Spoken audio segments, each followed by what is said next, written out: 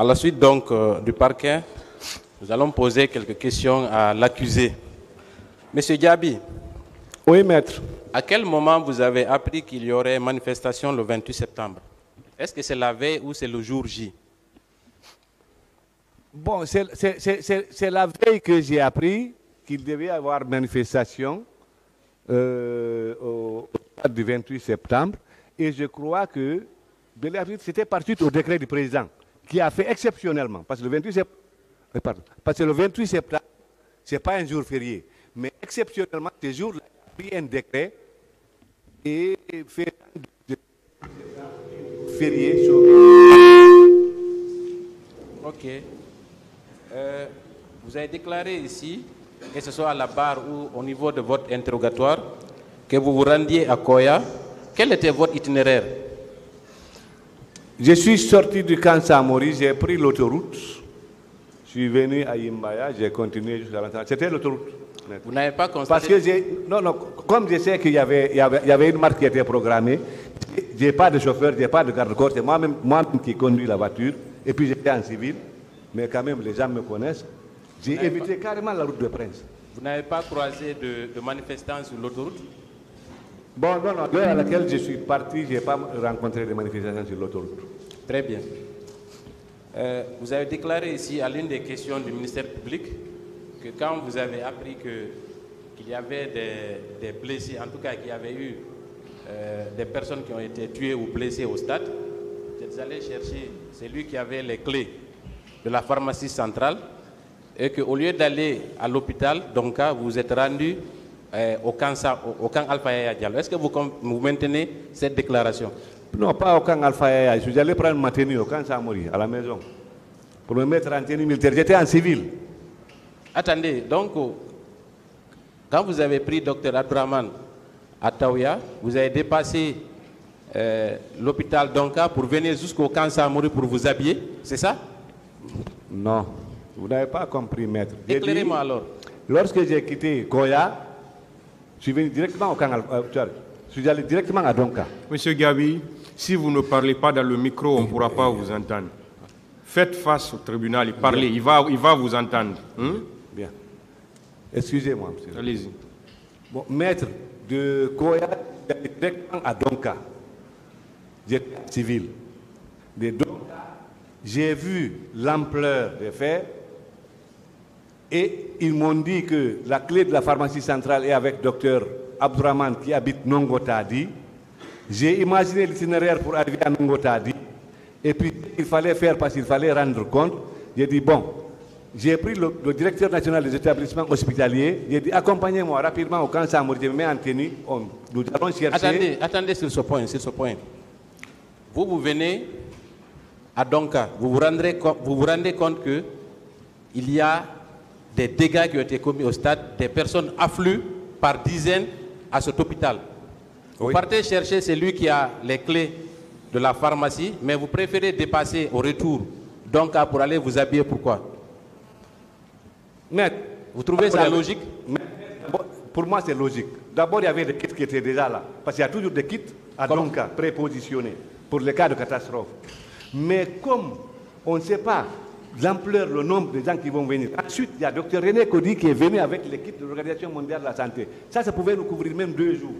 Mais il fallait ouvrir les magasins là où il y a le stock de sécurité de la pharmacie centrale de Guinée pour les prépositionner. Donc pour ça, même si on ne les amène pas directement à Donka, mais on garde les clés. En cas de besoin, on prend. Est-ce que la raison pour laquelle vous êtes allé chercher Dr Abdourahmane, c'est parce qu'il y avait urgence et qu'il y avait de l'affluence à l'hôpital Donka, oui ou non? C'est bien ça. Alors, donc, ne nous dites pas qu'il y avait suffisamment de stock à l'hôpital. C'est parce que vous vous êtes rendu compte qu'il fallait absolument ouvrir Pharma-Guinée, trouver d'autres kits sanitaires pour pouvoir prendre en charge les malades qui affluent à l'hôpital, oui ou non? Oui ou non, docteur? Maître, ces kits-là, qui étaient là-bas, là, je vous dis qu'ils pouvaient couvrir des trucs. Mais on ne peut pas évaluer le nombre, parce que les ambulances ne faisaient que des rotations. Donc il fallait ouvrir la pharmacie centrale de Guinée. Mais pour ceux qui étaient là-bas, là, les kits étaient là, suffisants. Il y avait même des kits à réserve là-bas. À votre mais il faut se prémunir. Alors, moi je ne trouve pas ça logique du tout, mais on va évoluer. D'accord. S'il vous plaît. Quand vous êtes venu à Donka, est-ce que vous n'avez pas constaté que l'infirmerie avait été attaquée, les médicaments vandalisés? Est-ce que ce n'est pas ce qui vous a conduit à aller chercher la clé avec Dr Abdourahmane? Non, non. Très bien. Ok. Pas tout ça. Très bien, on va évoluer. Ensuite, vous avez dit que vous étiez parti au camp. Votre première version à cette barre a consisté à dire que quand vous êtes allé chercher Dr Abdourahmane à Taouya, vous avez préféré rallier le camp d'abord avant de revenir à l'hôpital. Oui ou non? C'est pas ce que vous avez dit ce matin? Quand je suis allé chercher Dr Abdourahmane, pas à Taouya, je vous dis à Nongotadi, lorsque je suis allé le chercher, je ne me suis plus retourné à Donka. Vous n'êtes plus retourné à Donka? Non. Vous êtes allé où? Je suis allé directement, je suis d'abord allé au camp Alfayaya pour rendre compte et recevoir l'ordre de faire un devis estimatif pour la prise en charge des malades jusqu'à leur nourriture. Après, je suis allé au ministère de la Santé pour appeler tous mes cadres pour qu'on essaie de faire un devis. On va s'accorder sur une chose. Quand je vous pose des questions, s'il vous plaît, contentez de vous répondre à la question au lieu de donner trop de détails, s'il vous plaît. Bien. Vous avez déclaré ici, il y a environ 2 minutes, que quand vous avez quitté à Nongo, vous êtes allé directement au camp Samori, oui ou non? Pas camp Samori, camp Alfayaya, là où il y a Dadis. Il y a les quitté Nongo. C'est là où, je ne sais pas une question, l'un des procureurs il m'a demandé... Vous êtes habillé où? Vous êtes allé chercher vos habits de militaire où? Au camp Samori. Donc, quand vous avez quitté Nongo, vous êtes allé d'abord au camp Samori, ensuite vous êtes allé où? Il y a de la contradiction. Ah oui, oui. Vous savez, ça a duré la... Non, maître, vous avez raison. Oui. Ah non. Ok. Donc, votre itinéraire, vous avez quitté, vous êtes allé à l'hôpital Donka, vous avez constaté qu'il y avait nécessité à aller chercher la clé à Nongo, n'est-ce pas? Quand vous êtes allé chercher Dr Abdourahmane, au lieu de venir à Donka prendre des dispositions pratiques, vous êtes allé au camp Samori pour vous habiller, oui ou non? Justement, maître, je vous dis, de Donka, je suis arrivé à Donka, j'étais en civil. J'ai pris là-bas Dr Cheikh Kondé, qui connaissait chez Dr Abdourahmane. J'ai pris ma voiture, parce que je n'avais pas de chauffeur, c'est maman qui la conduisait à partir de Donka. J'ai pris Dr Cheikh Kondé. Nous sommes allés au camp Samori. Je me suis mis en tenue militaire. On s'est retourné, nous sommes partis à Nongotadi prendre Dr Abdourahmane et arrivé à hauteur du camp Alfayaya, comme mon chauffeur, je l'avais déjà appelé, il était déjà là, je me suis garé, j'ai dit à mon chauffeur de conduire Dr Cheikh Kondé Abdourahmane directement à la Pharma Guinée pour faire le nécessaire et moi je suis descendu pour rendre compte. Docteur Diaby, s'il vous plaît, quand vous avez quitté le camp Samori, où vous êtes rendu? S'il vous plaît. Lorsque j'ai quitté le camp Samori avec Dr Cheikh Kondé, nous sommes partis à Nongotadi. Attendez, il faut qu'on se comprenne. Il y a encore une minute, je vais vous rappeler. Vous avez dit ici, quand on vous a appelé, vous partiez à Koya. Quand on vous a appelé au téléphone par Dr Sik, si je ne me trompe, vous êtes venu à Donka, vous avez constaté l'ampleur des dégâts. Vous avez pris un de vos collègues, vous êtes allé à Nongotadi, oui ou non? J'ai pris un de mes collègues qui est en rapporteur de Dr Cheikh Kondé, il peut venir ici témoigner. De là, nous sommes venus au camp Samori, je me suis changé, et puis nous sommes partis à Nongotadi. Donc vous avez quitté Donka, vous êtes allé d'abord au camp Samori. Oui. Ensuite, vous êtes passé devant Donka pour aller chercher la clé. Oui. Alors, quand vous êtes allé chercher Dr Abdourahmane, vous avez dit que vous avez rallié immédiatement le camp, n'est-ce pas, le camp Alfaya, cette fois-ci, pour aller rencontrer le président, oui ou non? Oui. Alors, la question qui était de savoir, est-ce qu'il n'était pas plus indiqué pour vous de venir d'abord constater, en tout cas vous inquiéter de la situation des malades qui étaient à Donka, que d'aller rallier au camp? Quel était le motif, quel était l'objectif affiché? C'était quoi le problème? Quel était le but d'aller voir le président Dadis? C'était quoi l'objectif? L'objectif de voir le président Dadis, c'est pour aller lui demander les moyens. Attendez, vous avez déclaré tout de suite encore que vous aviez au moins 2 jours que les kits qui étaient à l'hôpital, avant même que la pharmacie centrale n'ouvre, que vous aviez la possibilité, qu'il y avait la possibilité de prendre en charge les malades pendant 2 jours, oui ou non? Oui. Alors, donc, cela ne s'explique pas pourquoi vous êtes allé directement au camp? Maître. Pour les raisons qui vous ont conduit au camp, mon colonel. Maître, lorsque je suis venu à Donka et lorsque j'ai quitté Donka, les malades ne faisaient que, les blessés ne faisaient que venir. Je ne sais pas quand ça allait tarir. Donc, il ne faut pas attendre parce qu'il y a des kits prépositionnés, il y a des trucs là pour ça, pour chercher à trouver les moyens. Il faut que je parte lui rendre compte au président qu'il y a eu des atrocités là-bas.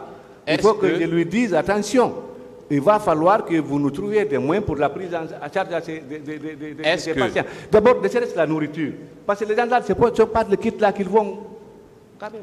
Excusez-moi, mon colonel. Est-ce que vous n'êtes pas allé au camp pour aller prendre des directives auprès du président Dadis? Non.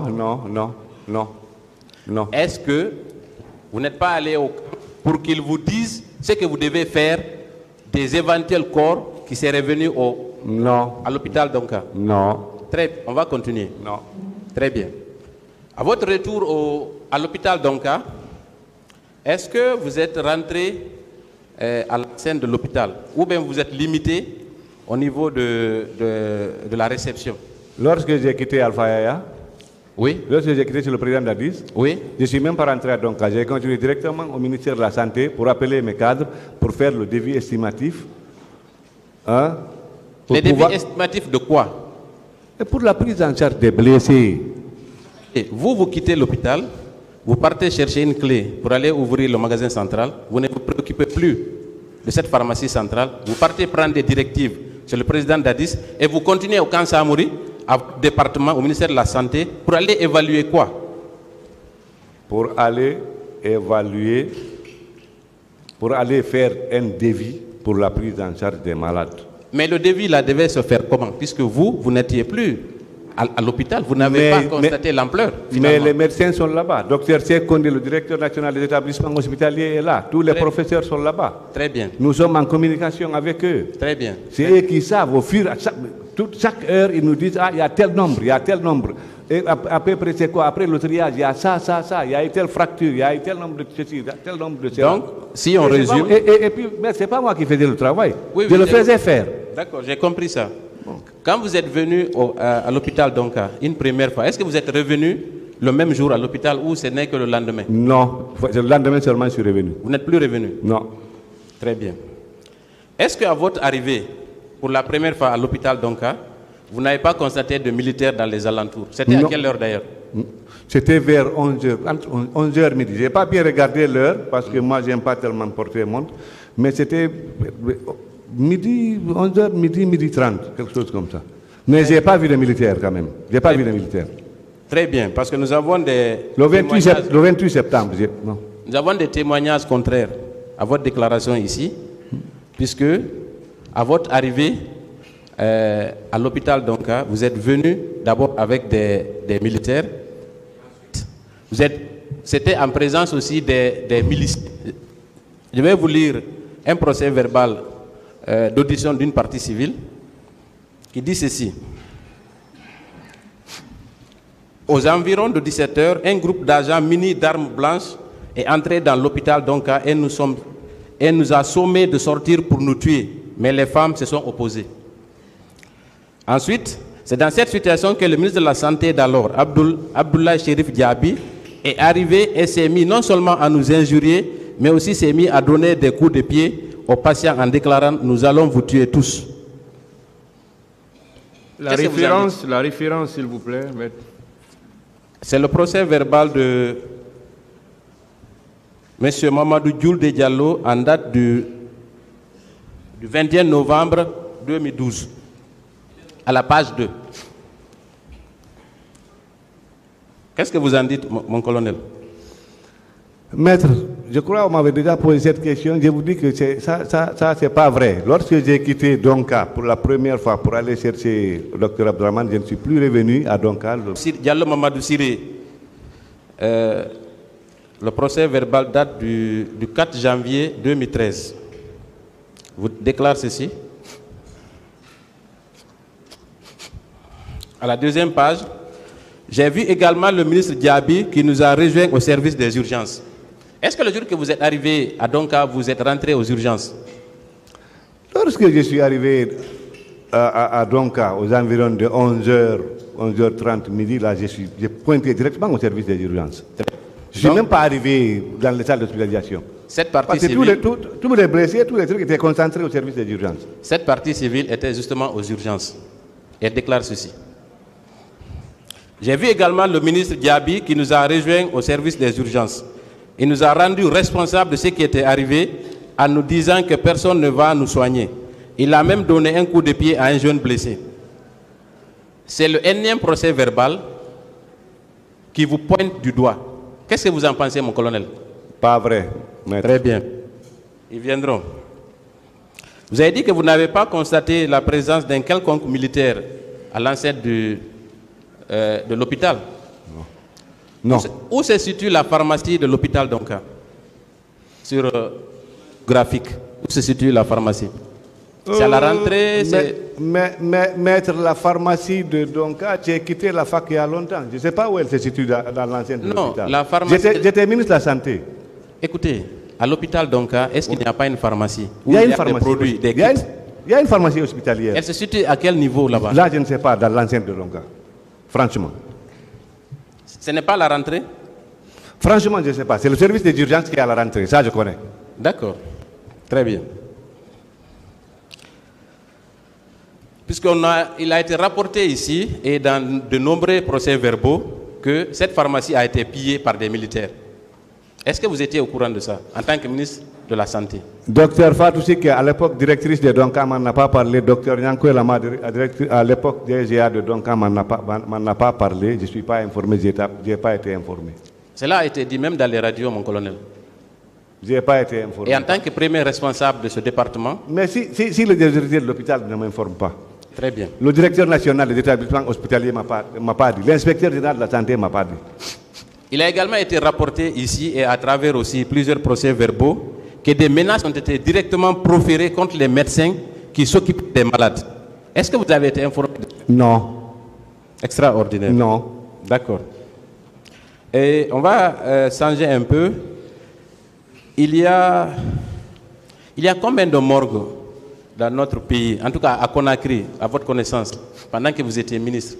Non, pendant que j'étais ministre, il y en avait deux. Des hôpitaux, parce qu'il y a beaucoup de morgues. Parce que même dans l'émotion, on parle de... Non, pas des hôpitaux, des morgues. Est-ce qu'il y avait un... Moi, je ne connaissais que... Quand j'étais ministre, je ne connaissais que deux. La morgue de Donka et celle d'Ignace-Dine. Très bien. Est-ce que des corps ont été transportés au camp Samori, à votre connaissance? Franchement, je n'ai pas été informé. Ah bon? Non. Alors, je vais vous lire le procès verbal de témoin, déposition de témoin de M. Valentin Haba. Je ne sais pas si vous le connaissez. Le directeur national de la police à l'époque? Non, il était commissaire divisionnaire de police. Et il me semble qu'il était dans l'équipe de M. Kiebourou. Valentin Haba, que je connais, était le directeur national de la police. Ok, peut-être que c'est lui. Dans tous les cas, c'est Valentin, M. Valentin Haba. On dit ici qu'il est commissaire divisionnaire. Alors, dans son procès verbal de déposition de témoins en date du 18 décembre 2012, à la page 3, il dit ceci. Sur interrogation-réponse, sur instruction du général Toto, nous avons déposé tous les corps à l'infirmerie du camp Samori. Là, 54 corps ont été dénombrés. Le rapport nous édifiera davantage. Est-ce que vous étiez informé de ça? Non, non. Vous ne pensez pas des corps déposés à l'infirmerie du camp Samori? Oui. Non. Et lui, c'est un commissaire divisionnaire. Oui, d'accord. Très bien. D'accord. On va poursuivre. Ensuite,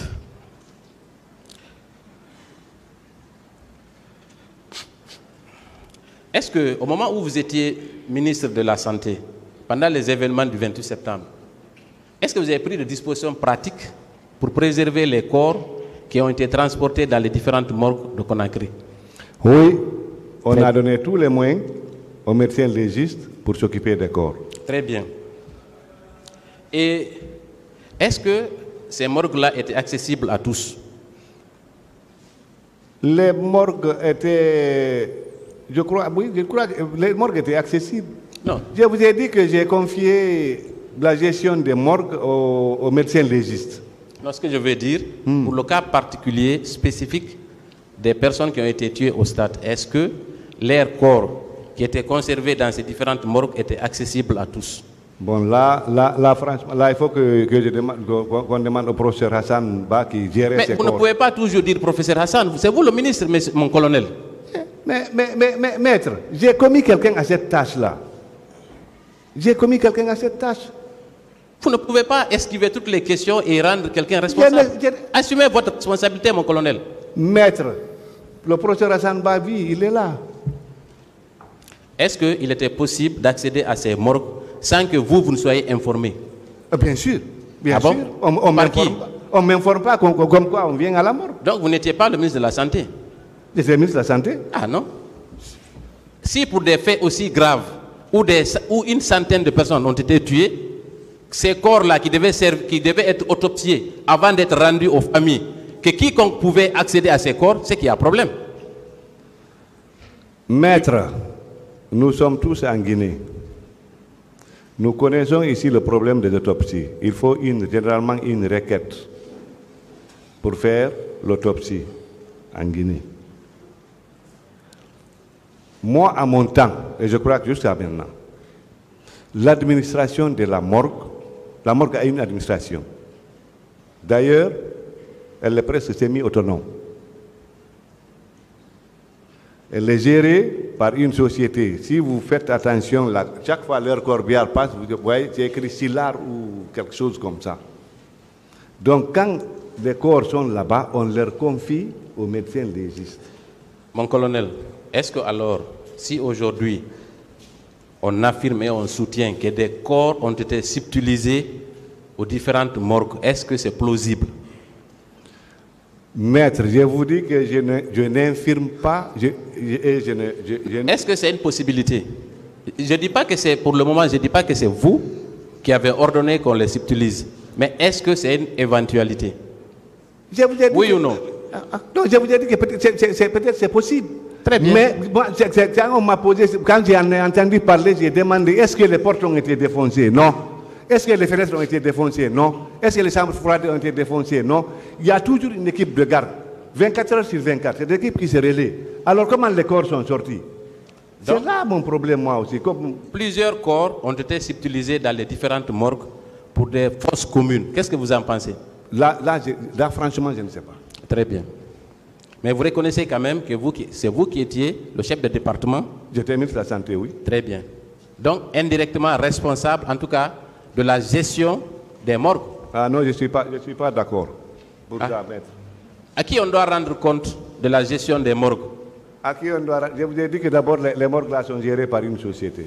S'il vous plaît, mon colonel, vous savez, administrativement, je pense que les morgues et tout ce qui est sanitaire ou les hôpitaux relèvent de votre compétence, oui ou non? Oui, n'est-ce pas? Oui, oui. Alors, donc, vous ne pouvez pas vous soustraire de cette responsabilité. La question qui se pose, c'est à quelle hauteur vous êtes impliqué dans la disparition de ces corps? Maître, si on me dit qu'il y a des corps qui ont disparu, oui. Je dis je ne confirme pas, je n'infirme pas. C'est pour ça que j'ai posé la question, est-ce qu'il y a eu des portes cassées? Alors comment ces corps-là ont quitté la morgue? Alors qu'il y a des équipes de garde permanemment. Très bien. Il y a des registres de garde même. C'est bon, hein? D'autres questions? Voilà, je vais poursuivre. Est-ce qu'avant le 28 septembre, il y avait d'autres corps qui étaient conservés dans ces morgues? Est-ce que des familles ont eu accès à certains corps pendant cette période? Non, là, maître, là franchement, je ne sais pas. Je crois que donc vous n'étiez au courant de rien alors? Je crois que c'est une morgue, il y a toujours des corps. Mais... D'autres questions? Monsieur le Président, je voudrais poursuivre sur... vous avez déclaré à l'une des questions du ministère public... Monsieur Gabi, faites face au tribunal. Que après le 28 septembre, c'est seulement le 30 que vous vous êtes rendu à Donka, n'est-ce pas? Après le 28 septembre, le 29 septembre, j'étais à Donka. C'est ce jour même que j'ai installé le comité de crise. Quand vous avez installé le comité de crise, est-ce que vous avez rencontré certaines personnes qui étaient blessées ou alitées dans cet hôpital? Oui, on est passé au 4e étage en service neurochirurgie avec les trucs, avec le comité de crise. Est-ce que ce n'est pas à cette occasion que vous avez proféré des injures et donné des coups de pied à certains patients?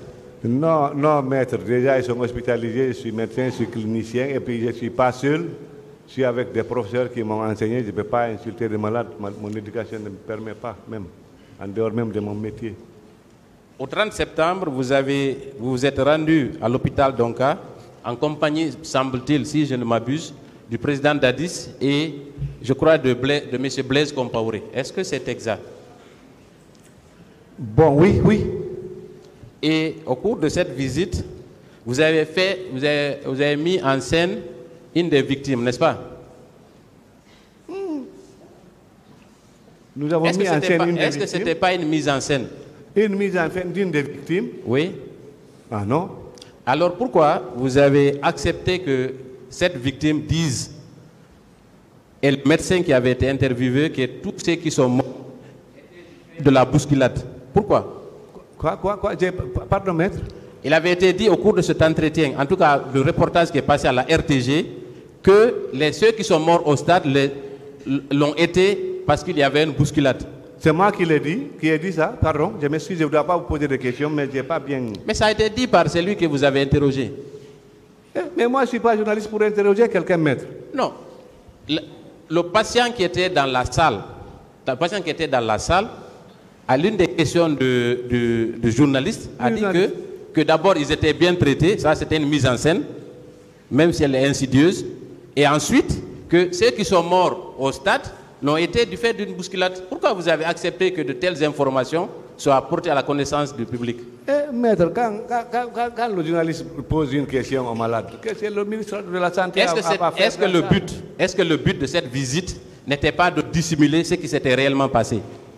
Bon, moi je crois que non. Moi, comme j'ai vu l'ampleur des dégâts, j'ai tenu à ce que le président même vienne voir. D'abord, c'est reste que pour me sécuriser par rapport au montant que je lui ai demandé pour la prise en charge de ces malades. Ensuite, il y avait le président Compaoré qui était le facilitateur. Il fallait que je présente les malades. Est-ce que quand les caméras sont parties, quand vous avez fini votre tour de lit avec les caméras, est-ce que vous n'avez pas été interpellé par un patient hors caméra? Moi, non. Je vais vous lire son procès verbal d'audition.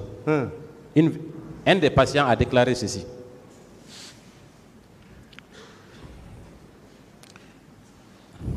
Alors que tous les patients étaient occupés aux soins, le ministre de la Santé Diaby est rentré précipitamment en administrant des coups de pied à certains blessés en les injuriant. Il disait ceci: on va vous tuer tous, vous êtes des maudits, des bâtards, vous voulez saboter notre pouvoir, mais vous allez voir. Est-ce que vous n'avez pas dit ça à un patient? Je n'ai jamais dit ça à un patient, maître. Surtout devant le président et devant le président Blaise Compaoré. Moi, j'agresse un patient, lui dire... Vous savez, après les caméras, vous aviez préparé un patient qui a d'ailleurs regretté son acte.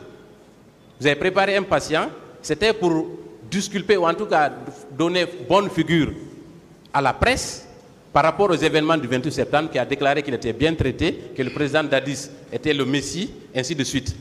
Mais après, quand les caméras sont parties, cette personne vous a interpellé et vous a rappelé ça. Moi, quand je suis venu, j'ai présenté les patients aux deux présidents, je suis parti avec le président.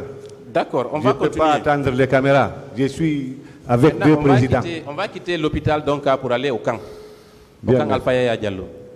Est-ce qu'au niveau du camp Alpha Yaya Diallo, vous n'avez pas remarqué qu'il y avait des camions remplis de corps? Non. Non. Et puis moi, je venais rarement au camp Alpha Yaya. Non, je ne vous ai pas dit que vous partez tous les jours là-bas. Ah, je n'ai pas vu. Le 28 septembre, vous êtes rendu combien de fois au camp? Le 28 septembre, je me suis rendu 2 fois au camp. Quand je venais pour prendre compte au président Dadis, et je suis allé au ministère, et vers 20h, je suis remonté avec le devis.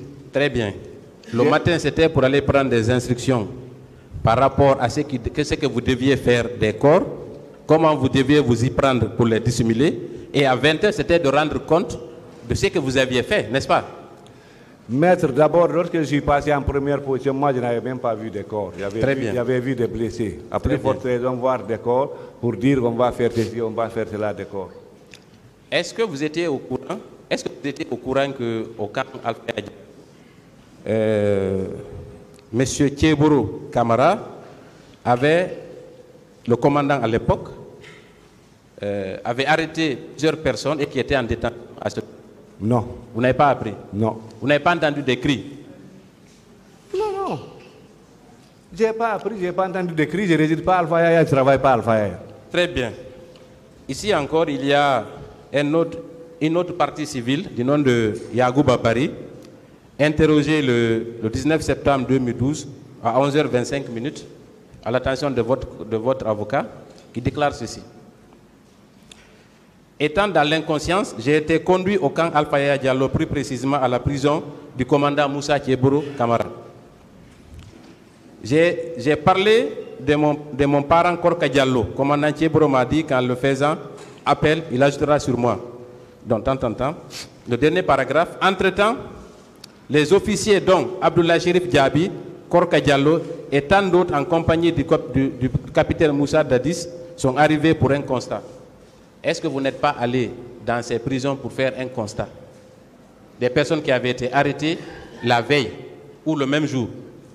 Moi, je ne suis jamais sorti à l'intérieur du camp avec le président Dadis Camara. Très bien. Jamais. Des camions militaires stationnés qui contenaient des personnes couchées, vivantes ou mortes. Il y avait des personnes dans 2 camions, 2 corps, stationnés à l'enceinte du camp Alpha Yaya Diallo. Vous ne les avez pas vus? Je n'ai pas vu ça. Je ne travaille pas à Alpha Yaya, je ne réside pas à Alpha Yaya. Je n'ai pas vu. Pour terminer, Monsieur le Président,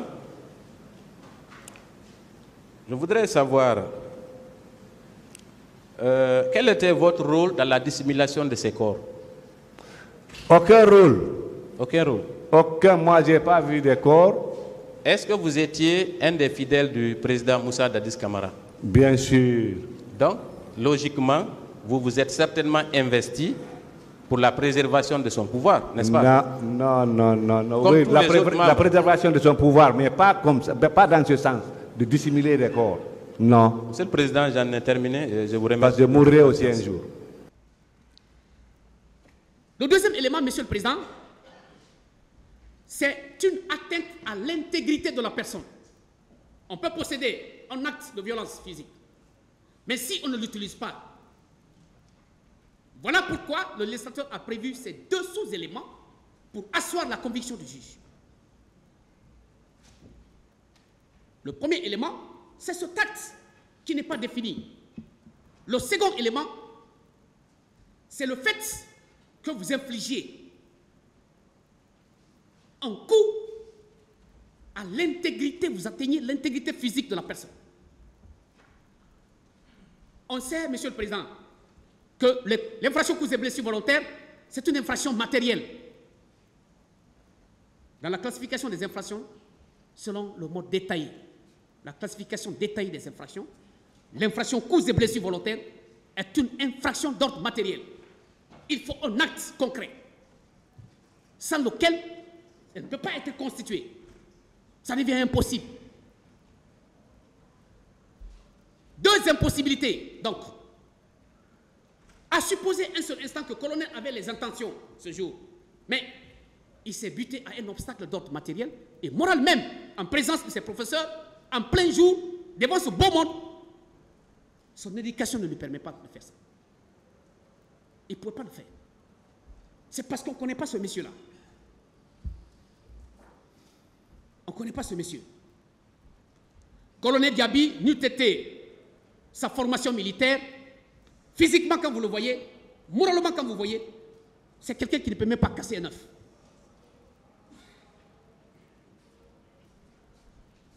C'est un homme respectueux, respectable. Il n'est pas tombé du ciel pour arriver jusque-là. Il a fait un parcours. Il a aussi des enfants. Il a formé. Il a aidé. Il a accompagné.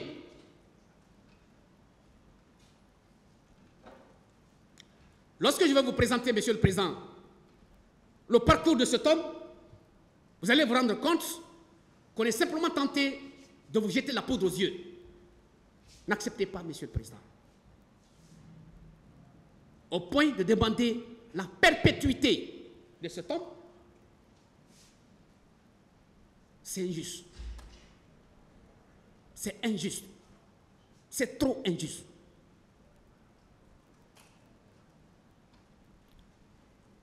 Le deuxième élément, ou le troisième, je veux dire, après l'élément matériel avec ses sous-éléments, mais c'est l'intention.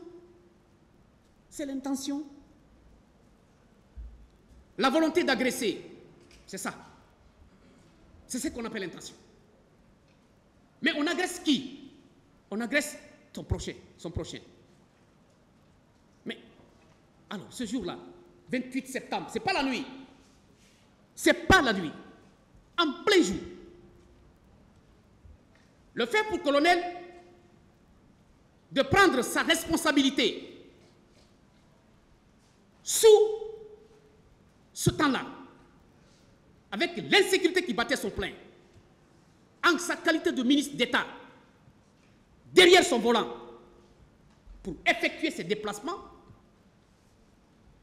on ne peut pas le remercier comme ça. Pour effectuer ce déplacement, on ne peut pas le remercier comme ça. Les gens sont allés loin à dire même qu'il est venu avec un groupe d'armées.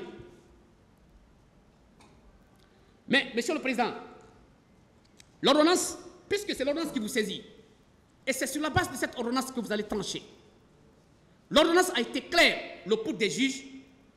Voilà ce que le pool des juges dit.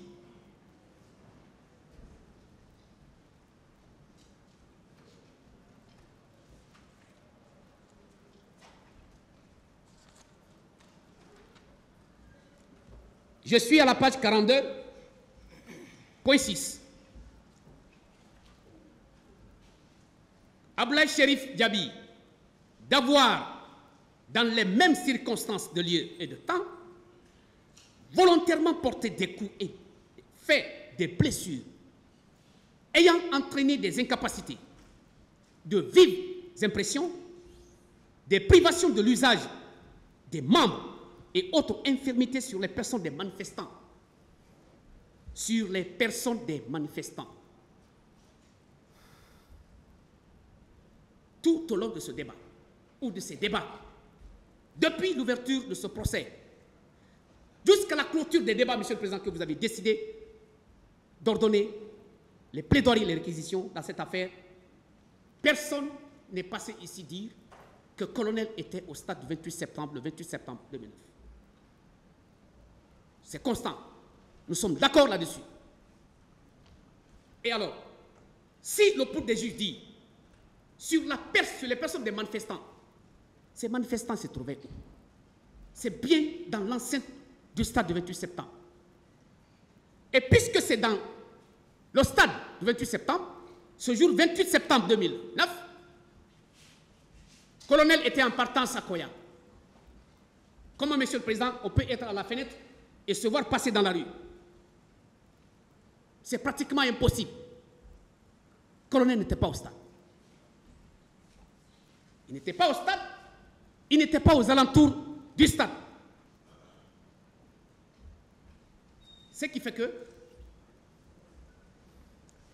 votre composition, Monsieur le Président, lorsque vous serez dans votre secret, interrogez-vous bien, est-ce que le 28 septembre 2009, pendant ces agressions sur les manifestants au stade du 28 septembre, est-ce que le colonel Diaby était présent? C'est la seule question que vous allez répondre. La réponse c'est non. Et dès lors que c'est non, les causes et blessures ne peuvent pas être produites à l'instant T, en temps réel, au 28 septembre 2009, pendant que ce dernier était en partance à Koya. Il n'y a pas deux colonels Diaby le même jour, en même temps. Ce n'est pas possible. Ce n'est pas possible. Donc, lorsque je vois de l'autre côté prendre des procès-verbaux des uns et des autres, les lire ici, mais on dirait une restitution. Mais ce n'est pas une parole d'évangile là.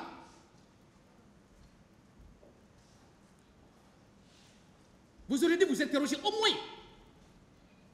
Est-ce que ce jour J, ce lundi 28 septembre, Colonel était au stade avant de prendre un procès verbal d'une partie civile pour le lire ici publiquement?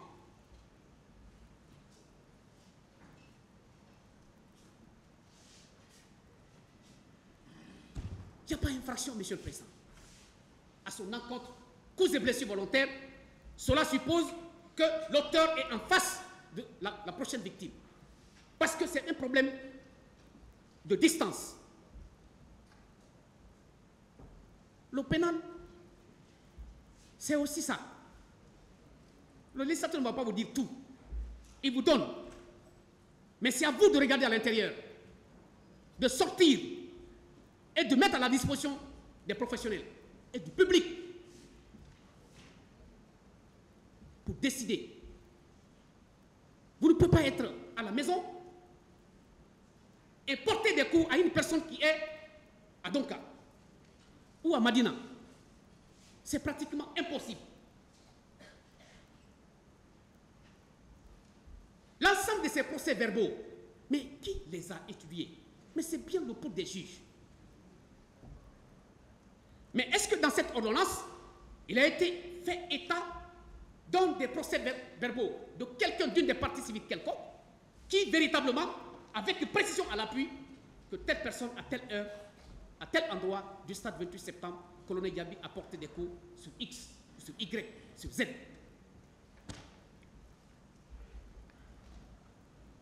Il n'y a rien. Sur les personnes des manifestants, le pool a été très clair. Le pool n'a pas dit sur des personnes des blessés à Donka. Je mets au défi quiconque, les deux camps en face de moi, de m'apporter la preuve contraire que Colonel Yabi ce jour J était au stade 28 septembre et dans l'ordonnance, il ressort clairement que ces coups ont été perpétrés par lui à l'encontre de X ou Z. Qu'est-ce que vous voulez? Qu'est-ce que vous voulez?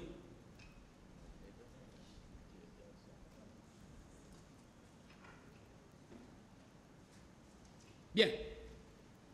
Donc, cette infraction, Monsieur le Président, ni la volonté ne peut être constituée, ni les actes matériels ne peuvent être constitués en tant qu'élément matériel de cette infraction à l'encontre de Colonel Yabi.